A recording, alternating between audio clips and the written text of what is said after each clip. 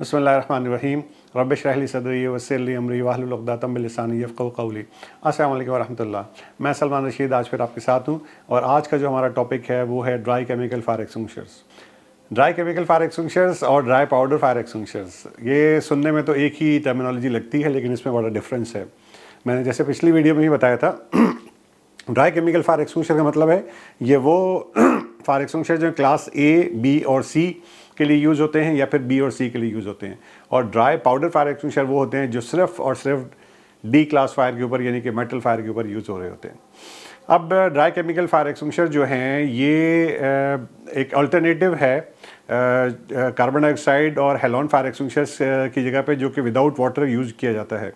और ये जो पाउडर है इसके जो माइक्रोन्स है ये 10 to 75 माइक्रोन्स का साइज़ होता है इस पाउडर का, और ये प्रोजेक्टेड किए जाते हैं इनर्ट गैस के थ्रू, यानी कि ड्राई केमिकल फायर एक्सटिंग्विशर्स जो हैं इसके अंदर जो गैस यूज़ होती है वो इनर्ट गैस यूज़ होती है। अब जैसे कि मैंने बताया, देयर आर दो बेसिकली टाइप्स होती हैं dry chemical powder fire extinguishers की। पहला जो है ड्राई केमिकल फायर एक्सटिंग्विशर्स की पहला जो है रेगुलर कहलाता है, जो बी क्लास और सी क्लास होता है, यानी बी और सी रेटेड होता है। और दूसरा जो होता है उसको हम मल्टीपर्पज़ कहते हैं, यानी क्लास ए, बी और सी के लिए होता है। तो ये तो एक डिफ्रेंशिएशन हो गई ड्राई केमिकल और ड्राई पाउडर के बारे में। अब ड्राई केमिकल एजेंट्स कौन कौन से होते हैं? तो बहुत सारे एजेंट्स हैं जिनके बारे में भी आप सामने देख रहे होंगे। सबसे पहली चीज़ अगर मैं आपको बताऊं, जो पहले एजेंट का नाम है वो सोडियम बाइकार्बोनेट है और इसका जो फॉर्मूला है NaHCO3 है, और इसका पॉपुलर नेम बेकिंग सोडा के नाम से हम इसको जानते हैं। दूसरा है सोडियम क्लोराइड, जो कि NaCl है, जो कि कॉमन सॉल्ट है, यानी आम सा जो नमक है जो हम लोग घरों में इस्तेमाल कर रहे होते हैं। तीसरा जो ड्राई केमिकल एजेंट है वो है पोटेशियम बाइकार्बोनेट KHCO3, इसको हम पर्पल के भी कहते हैं। बहुत फेमस है ये, कहना चाहिए इंडस्ट्री के अंदर पर्पल के नाम से ये जाना जाता है, पर्पल कलर का होता है।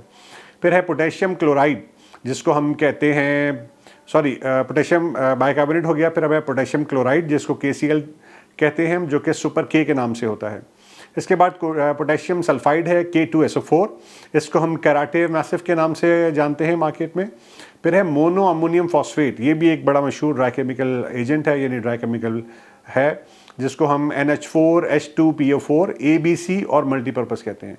तो दोबारा से याद रखिएगा, जो मोनो अमोनियम फॉस्फेट है कि जो ड्राई केमिकल है ये ABC या इसको मल्टीपर्पज़ कहते हैं।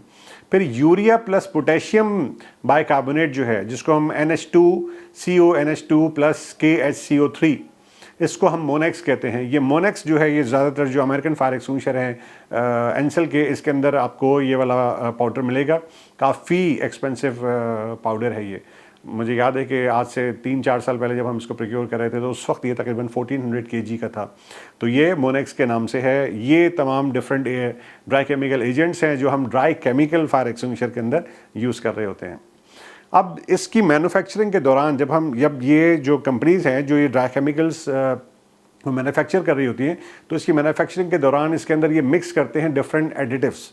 और वो क्यों कर रहे होते हैं? क्योंकि इसके अंदर उन्होंने मॉइस्चर रेजिस्टेंट डालने होते हैं ताकि जो पाउडर है ये केकिंग फॉर्म में ना आए।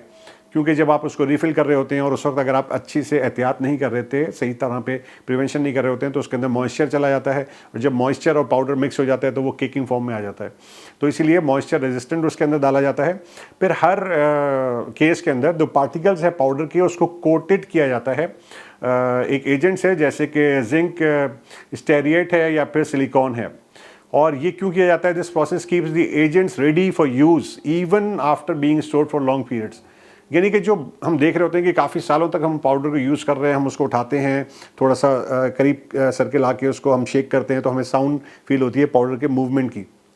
तो ये वो जब जिंक स्टेरिएट या फिर सिलिकॉन जब हम यूज़ कर रहे होते हैं तो इसकी वजह से ये पाउडर को फ्री फ्लोइंग रखता है, और फिर अगर हम इसकी प्रॉपर मेंटेनेंस कर रहे हैं तो ये काफ़ी अर्से तक वो पाउडर हमारे लिए कारगर साबित होता है। और ये इसके ड्राई केमिकल एजेंट्स की खुसूसियात थी जिस तरह से इसको बनाया जाता है।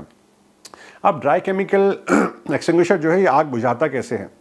ये आग बुझाता है केमिकल रिएक्शन को ब्रेक करके।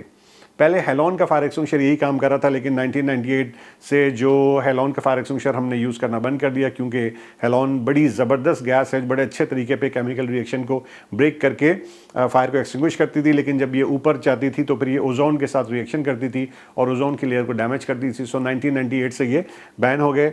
अब ये जो हमारा ड्राई केमिकल फायर एक्सटिंग्विशर है, ये जो आग को एक्सटिंग्विश करता है, इसका भी बेसिक प्रिंसिपल ये है कि ये जो फायर जब लग रही होती है और उसके अंदर आप देख रहे होते हैं जो केमिकल रिएक्शन चल रहा होता है, वो कैसे चल रहा होता है कि फायर के जो छोटे छोटे रेडिकल्स होते हैं, छोटे छोटे स्पार्क्स हैं, वो इधर से उधर मूव हो रहे होते हैं और उस आग को कंटिन्यू भी रख रहे होते हैं और इधर से उधर फैला भी रहे होते हैं।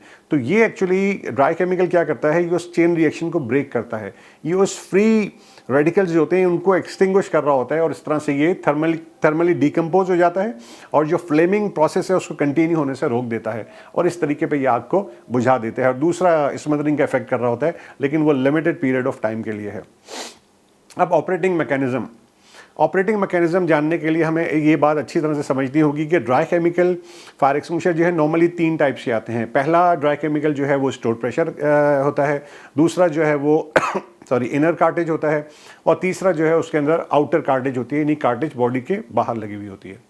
अब वन बाय वन हम देखते हैं। जो स्टोर्ड प्रेशर फायर एक्सटिंग्विशर्स होते हैं उनको नॉर्मली नाइट्रोजन से प्रेशराइज किया जाता है, उनको हम कार्बन डाइऑक्साइड से प्रेशराइज नहीं करते क्योंकि हमें ड्राई गैस चाहिए, क्योंकि ये पाउडर है। अगर हम इसके अंदर नाइट्रोजन की CO2 की फिलिंग करेंगे तो CO2 एक वेट गैस है, मॉइस्चर क्रिएट करेगी और पाउडर जो है वो केकिंग फॉर्म में आ जाएगा। तो इसीलिए हम इसको डायरेक्ट उस तरह से प्रेशराइज नहीं करते। स्टोर्ड प्रेशर फायर एक्सटिंग्विशर को हम क्या करते हैं, हम इसको इनर्ट गैस यानी कि नाइट्रोजन से हम प्रेशराइज करते हैं और जैसे ही आप इसकी पिन निकाल ले, सील तोड़ के पिन निकालते हैं, उसको ऑपरेट करते हैं, फायर एक्सटिंग्विशर में से जब नाइट्रोजन एक्सपेल आउट होती है अपने साथ पाउडर को भी लेके आ रही होती है। जो दूसरा है इनर कार्टेज, उसके अंदर क्या है, छोटी जो कार्टेज होती है उसके अंदर नाइट्रोजन भी हो सकती है और CO2 भी हो सकती है। यहाँ चूंकि CO2 कार्टेज के अंदर है तो यहाँ ये मॉइस्चर क्रिएट नहीं करेगी। इसका प्रिंसिपल क्या होता है, जैसे कि आप इस वक्त देख रहे होंगे, जो इनर कार्टेज फायर एक्सटिंग्विशर है अंदर एक छोटी सी नाइट्रोजन की या CO2 की कार्टेज होगी और जैसे ही आप इसको एक्टिवेट करेंगे, उसको प्रेस करेंगे नाइट्रोजन की बॉटल को, तो क्या होगा, ऊपर की जो सील या हैंडल को जैसे आप ब्रेक करते हैं तो अंदर एक छोटी सी पिन होती है। ये पिन क्या करती है, ये उस कार्टेज को पंचर कर देती है। जैसी कार्टेज को पंचर करेगी, कार्टेज में से CO2 या नाइट्रोजन निकल के पूरे फायर एक्सटिंग्विशर को प्रेशराइज कर देगी। अब ये क्यों कर रहे हैं हम, क्योंकि जाहिर बात है पाउडर खुद ब खुद तो बाहर आएगा नहीं, उसको बाहर आने के लिए कोई एक्सपेलिंग एजेंट चाहिए। तो ये नाइट्रोजन या CO2 छोटी कार्टेज में हमने एज ए एक्सपेलिंग एजेंट के तौर पे डाल दी। तो जैसे आप उसको प्रेस करते हैं वो कार्टेज को पंचर कर देता है, कार्टेज में से गैस पूरी बॉडी को प्रेशराइज कर देती है और जब गैस बाहर आती है तो अपने साथ ड्राई केमिकल को साथ लेकर आती है। तीसरा जो है वो आउटर कार्टेज फायर एक्सटिंग्विशर है। आउटर कार्टेज में क्या होता है कि नॉर्मली इसमें एक छोटी सी CO2 की कार्टेज बॉडी के साथ बाहर मौजूद होती है। अब जब भी आपने जो outer cartridge dry chemical fire extinguisher को यूज़ करना है तो आप कार्टेज को ओपन करते हैं। जैसे ही आप कार्टेज को ओपन करते हैं, जितनी भी CO2 है वो मेन बॉडी के अंदर चली जाती है एक ट्यूब के थ्रू और वो पूरी बॉडी को उसी तरह से प्रेशराइज कर देती है। फिर जैसे ही आप उसका डिस्चार्ज हॉर्न जो है उसको प्रेस करेंगे तो चूँकि CO2 प्रेशर से बाहर आएगी एज ए एक्सपेलिंग एजेंट, तो अपने साथ पाउडर को भी लेकर आएगी। तो ये 3 तरीके हैं, जो stored pressure fire extinguisher, inner cartridge और आउटर कार्टेज फायर एक्सटिंग्विशर। अब आगे चलते हैं और आगे देखते हैं एक्सटिंग्विशर का डाटा। तो पहली चीज़ के जो कलर कोडिंग है ड्राई केमिकल फायर एक्सटिंग्विशर की, वो ब्लू कलर की है। ठीक है जी, डार्क ब्लू कलर का फायर एक्सटिंग्विशर है। तो कोशिश ज़रूर कीजिए कि अपने हर फायर एक्सटिंग्विशर के अंदर आपके पास जितने भी फायर एक्सटिंग्विशर जितनी टाइप से हैं उनके ऊपर कलर कोडिंग ज़रूर हो, ताकि दूर से देखने वाले को पता चल जाए कि हाँ जी ये वाला फायर एक्सटिंग्विशर यहाँ पे इंस्टॉल है। तो उसकी कलर कोडिंग हो गई जनाब ब्लू। इसका वर्किंग प्रेशर 15 to 18 बार है। टेस्ट प्रेशर मैंने आपको पहले ही बता दिया, जो फैक्ट्री टेस्ट प्रेशर होता है मल्टीप्लाई बाय 3, इससे ज़्यादा नहीं होता और उसको उसी पे टेस्ट किया जाता है। हॉरिजॉन्टल रेंज जो है ये वेरी कर रही है, क्योंकि मैं आपसे 3 फायर एक्सटिंग्विशर्स की बात कर रहा हूँ, स्टोर्ड प्रेशर, इनर कार्टेज और आउटर कार्टेज। लेकिन ये जो मैंने डाटा लिया है ये अप्रॉक्सीमेटली 5 kg वाले फायर एक्सटिंग्विशर का है। तो ये थोड़ा सा वेरी करता है 8 सेकंड से लेके जो इसका हॉरिजॉन्टल रेंज है वो 5 फीट से लेके 20 फीट तक है। इसी तरह से इसका जो डिस्चार्ज टाइम है वो भी वेरी करता है 10 सेकंड से लेके 20 सेकंड्स तक। 5 kg की बात कर रहा हूँ, तीनों टाइप की बात कर रहा हूँ, तो इसका जो डिस्चार्ज टाइम है वो वेरी करता है 10 सेकंड से लेके 20 सेकंड्स तक आप इसको यूज़ कर सकते हैं। इसमें एक बड़ी इंपॉर्टेंट चीज़ क्या है, लोग अक्सर थोड़ी सी इसमें गलती कर जाते हैं कि जब फायर एक्सटिंग्विशर का वो हैंडल को प्रेस करते हैं, पूरा प्रेस नहीं करते। जब भी आपने नोजल अपने हाथ में रखी है और फायर एक्सटिंग्विशर को यूज़ करना है तो उसके हैंडल को फुली प्रेस कीजिए और पूरी तरह से प्रेस करके रखिए ताकि अच्छे तरीके पर पाउडर जो है फ्री फ्लोइंग वहाँ से निकलता जाए। इसके बाद जो इसकी हाइड्रो टेस्टिंग का इंटरवल है, जो हम बात करेंगे स्टोर्ड प्रेशर फायर एक्सटिंग्विशर की, वो हर 5 साल के बाद होता है एज पर NFPA 10 चैप्टर 8। और अगर जो इंटरनल कार्टेज या एक्सटर्नल कार्टेज की हम बात कर रहे हैं, उनको जब भी आपने प्रेशर टेस्ट करना होगा, हाइड्रो टेस्ट करना होगा, तो वो 12 ईयर्स के बाद उसकी हाइड्रो टेस्टिंग होती है। ये हो गया एक्सटिंग्विशर का डाटा। जो व्हील्ड यूनिट होते हैं वो नॉर्मली 30 kg, 50 kg या 65 kg फायर एक्सटिंग्विशर होते हैं ड्राई केमिकल के, 30 kg, 50 या फिर 65 kg के।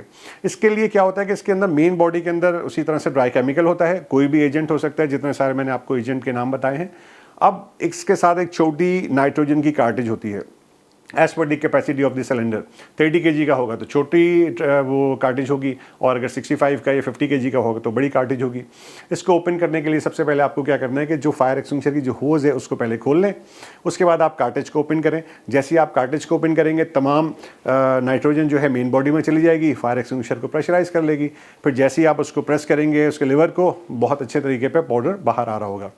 अब इसमें एक इंपॉर्टेंट चीज़ जो है कॉशन के तौर पे मैंने डाली हुई है कि नोज़ल के साइज़ पे डिपेंड करता है कि इसमें खतरा हो सकता है कि जैसे ही आप उसको फुली चार्ज करेंगे तो एक तो थोड़ा सा टाइम दें आप कि वो पूरी नाइट्रोजन जो है पूरी बॉडी के अंदर आ जाए। चंद सेकंड लगते हैं इसमें और वो फुली चार्ज हो जाती है। लेकिन जब आपके हाथ में जो नोज़ल है उसको आपने केयरफुली होल्ड करके रखना है, क्योंकि अक्सर ऐसा भी होता है कि प्रेशर थोड़ा सा ज़्यादा आता है तो नोज़ल आपके हाथ से छूट के नीचे गिरी और पता चला उसका लिवर ऑपरेट हो गया और बिला वजह आप फायर के अभी करीब भी नहीं पहुंचे और बहुत सारा पाउडर आपका रिलीज़ हो गया। तो उसको ख्याल रखिएगा, एक थ्रस्ट लग सकती है आपको, सो अच्छे तरीके पर उसको होल्ड करके रखिएगा। अब वही चीज़ प्रोज और कॉन्स, एडवांटेजेस और डिसएडवांटेज। सबसे अच्छा एडवांटेज इसका क्या है कि ये ड्राई केमिकल फायर एक्सटिंग्विशर जो है क्लास A, B और C के लिए भी है और ये क्लास B और C के लिए भी है। अब जो ड्राई केमिकल फायर एक्सटिंग्विशर है, इसकी जो एप्लीकेशन है ये आप इलेक्ट्रिकल फायर के ऊपर भी यूज़ कर सकते हैं और ये सेफ़ है फायर फाइटर्स के लिए। मैं बात कर रहा हूँ इलेक्ट्रिकल शॉक की रिलेशन से, कि आपको इलेक्ट्रिकल शॉक नहीं लगता इस पर। दूसरी चीज़, कुछ ड्राई केमिकल पाउडर ऐसे भी हैं जो कि फोम के साथ कंपैटिबल हैं, यानी अगर आप किसी जगह पे आपने केमिकल कंबस्टेबल और फ्लेमेबल लिक्विड का कहना चाहिए स्पिल हो गया है और वहाँ पर आपने अगर फोम स्प्रे किया हुआ है तो उसके ऊपर उसको मज़ीद स्ट्रेंथन करने के लिए आप ड्राई केमिकल भी यूज़ करते हैं। तो वो दोनों चीज़ें, यानी एक एक्वस फिल्म फॉर्मिंग फोम जो है उसकी लेयर और उसके ऊपर से फिर ड्राई केमिकल भी आ गया तो बड़ी अच्छी थिक लेयर हो जाती है और वेपर सील बड़ी स्ट्रॉन्ग हो जाती है। फिर वहाँ से वेपर्स दोबारा नहीं निकल सकते और आग नहीं लग सकती। लेकिन ये हमें चेक करना होगा कि कौन सा पाउडर जो ड्राई केमिकल है वो फोम के साथ कंपैटिबल है या नहीं है। अब हम आते हैं इसके कॉन्स की तरफ, यानी डिसएडवांटेजेस की तरफ। ये करोसिव होता है तो हमें इस चीज़ को याद रखना है। अच्छा, जो मोनो अमोनियम फॉस्फेट है वो डेलिकेट इलेक्ट्रिकल इक्विपमेंट को डैमेज कर सकता है। तो हम जब उसको ड्राई केमिकल को इलेक्ट्रिकल इक्विपमेंट के ऊपर यूज़ कर रहे हैं तो हमें याद रखना है कि हमारे फायर एक्सटिंग्विशर के अंदर जो एजेंट अगर मोनो अमोनियम फॉस्फेट है तो ये डेलिकेट इलेक्ट्रॉनिक इक्विपमेंट्स को डैमेज कर सकता है। और जो स्पेशल किचन फायर्स के लिए अगर हम बात करें तो जो मोनो अमोनियम फॉस्फेट है ये किचन फायर के लिए रिकमेंडेड नहीं है, क्योंकि सपोनिफिकेशन नहीं करता है। सपोनिफिकेशन क्या है ये मैं आपको अगली वीडियो में बताऊंगा जब भी हम के क्लास की बात करेंगे। हाँ, जो अल्कलाइन ड्राई केमिकल होते हैं जैसे कि सोडियम बाइकार्बोनेट, ये प्रिफर्ड होता है, आप इसको किचन फायर के ऊपर यूज़ कर सकते हैं। मैं दोबारा से रिपीट कर रहा हूँ, जो मोनो अमोनियम फॉस्फेट है इसको हम किचन फायर के ऊपर यूज़ नहीं करते, ये रिकमेंडेड नहीं है। लेकिन जो अल्कलाइन बेस्ड ड्राई केमिकल होता है जैसे कि सोडियम बाइकार्बोनेट, वो प्रिफर्ड होता है, उसको हम यूज़ कर सकते हैं। पॉइंट्स टू रिमेंबर, वही चीज़ें मैं बार बार याद दिलाता हूँ कि हर महीने हमने पोर्टेबल फायर एक्सटिंग्विशर की इंस्पेक्शन करनी है। हमने जहाँ भी इंस्टॉल हुए हैं उसका वे हमने क्लियर रखना है, उसके आगे कोई ऑब्स्ट्रक्शन किसी किस्म की नहीं होनी चाहिए। उसको कहना चाहिए उसके आगे कोई हमने जंक मटेरियल नहीं रख दिया है कि जनाब हमने सारा गार्बेज वहाँ पे ला के डाल दिया है। तो उसका एरिया बिल्कुल क्लियर होना चाहिए, कोई भी शख्स कभी भी जाके उसको वहाँ से ग्रैब कर सके।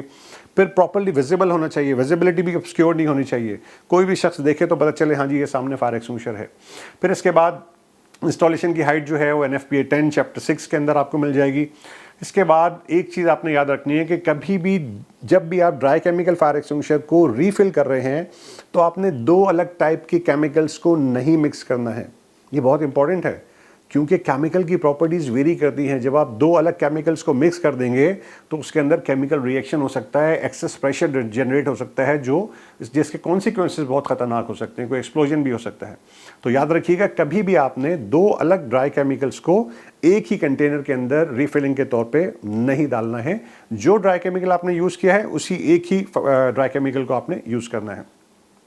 अच्छा, दूसरी चीज़, जो कार्टेज ऑपरेटेड फायर एक्सटिंग्विशर हैं, इनको जब भी आप यूज़ करते हैं, यानी कि आपने एक दफ़ा इनको एक्टिवेट कर दिया, आपने प्रेस कर दिया हैंडल को, कार्टेज ने पंचर कर दिया, पिन ने पंचर कर दिया कार्टेज को, या फिर आपने आउटर कार्टेज वाले फायर एक्सटिंग्विशर की कार्टेज को खोल दिया है।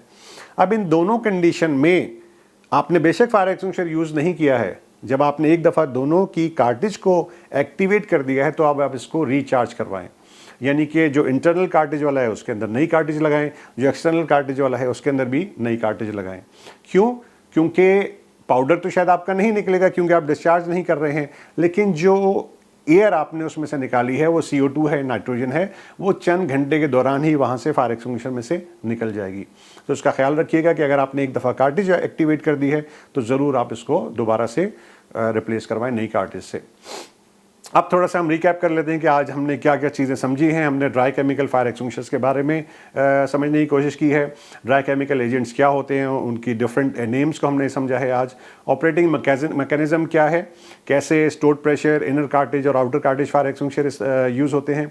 इसके बाद फायर एक्सटिंग्विशर का डाटा हमने समझा है। इसके बाद wheel dry chemical fire extinguisher के बारे में हमने पढ़ा। फिर इसके बाद प्रोज एंड कॉन्स इनके क्या थे, ये चीज़ें थी। और पॉइंट्स टू रिमेंबर में हमने कुछ नई चीज़ें सीखी हैं। अब ग्लिम्स ऑफ अपकमिंग वीडियो, जो मेरी अगली वीडियो होगी वो कार्बन डाइऑक्साइड फायर एक्सटिंग्विशर के बारे में होगी। तो उसमें मैं आपको बताऊंगा कि CO2 फायर एक्सटिंग्विशर क्या है, ये काम कैसे करता है, CO2 एक्चुअली आग को कैसे बुझाती है, इसका फायर एक्सटिंग्विशर का ऑपरेशन हम कैसे करते हैं, CO2 फायर एक्सटिंग्विशर का डाटा क्या है, फिर इसके CO2 के फायर एक्सटिंग्विशर के pros and cons, advantages and disadvantages क्या हैं। कार्बन डाइऑक्साइड फायर एक्सटिंग्विशर की जो होज असेंबली होती है उसका एक टेस्ट होता है, कंडक्टिविटी टेस्ट, वो क्या है वो मैं आपको बताऊंगा। फिर CO2 फायर एक्सटिंग्विशर के ऊपर प्रेशर गेज नहीं होती है, क्यों नहीं होती है ये मैं आपको बताऊंगा। फिर इसके बाद रीफिलिंग का क्राइटेरिया क्या होता है, आपने कब उसको रीफिल करना है, आप उसकी इंस्पेक्शन कैसे करेंगे ये मैं आपको बताऊंगा। और CO2 फायर एक्सटिंग्विशर ट्रॉलीज़ का हम इस्तेमाल कैसे करते हैं। सो ये तमाम चीज़ें आपको बताऊंगा। काइंडली इंश्योर कीजिएगा कि ये आप अपने तमाम दोस्तों तक इस इन्फॉर्मेशन को पहुँचाइए, ताकि हमारे जो नए साथी इस फील्ड में आ रहे हैं या काम कर रहे हैं और अगर उन तक ये इन्फॉर्मेशन नहीं पहुँची हम उनको पहुँचाएँ और हम अपने पोर्टेबल फायर एक्सटिंग्विशर्स का अच्छे से ख्याल रखें। So thank you very much. Allah हाफिज़।